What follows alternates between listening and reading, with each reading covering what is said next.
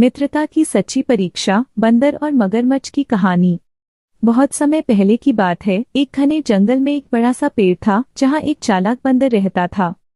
वहीं पास में एक गहरी नदी बहती थी जिसमें एक मगरमच्छ अपने परिवार के साथ रहता था।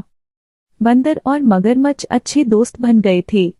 हर दिन बंदर अपने पेड़ से मीठे जामुन तोड़ता और मगरमच्छ को खिलाता। दोनों का समय हंसी मजाक में बीतता। एक दिन मगरमच्छ की पत्नी ने कहा, क्यों न हम उस बंदर को खाने की योजना बनाएं? उसके दिल का स्वाद निश्चित रूप से बहुत मीठा होगा क्योंकि वह रोज मीठे जामुन खाता है। मगरमच्छ अपनी पत्नी की बातों में आ गया और उसने बंदर को धोखे से अपने घर बुलाने की योजना बनाई।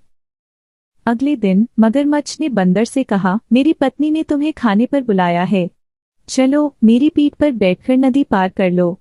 बंदर खुश हो गया और बिना सोचे समझे मगरमच्छ की पीठ पर बैठ गया। जैसे ही वे नदी के बीच में पहुंचे, मगरमच्छ ने कहा, अब मैं तुम्हें खा जाऊंगा। बंदर चौंक गया, लेकिन उसने अपनी चतुराई नहीं खोई। उसने फौरन कहा, अरे तुमने पहले क्यों नहीं बताया? मैंने अपना दिल तो पेड़ पर ही छोड़ दिया है। अगर तुम मुझे वापस ले चलो तो मैं दिल ले आता हूँ। मगरमच्छ उसकी चालाकी को नहीं समझ पाया और उसे वापस किनारे पर ले आया।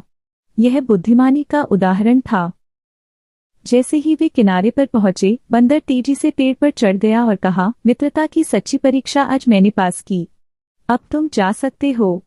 मगरमच्छ को अपनी गलती का एहसास हुआ, लेकिन अब कुछ नहीं हो सकता था। वह चुपचाप वापस नदी में चला गया। इस प्रकार बंदर ने अपनी चतुराई से अपनी जान बचाई और एक महत्वपूर्ण सबक सीखा, सच्चे दोस्त हमेशा आपके भले की सोचते हैं। कहानी सुनने के लिए आपका धन्यवाद। आपका दिन शुभ हो।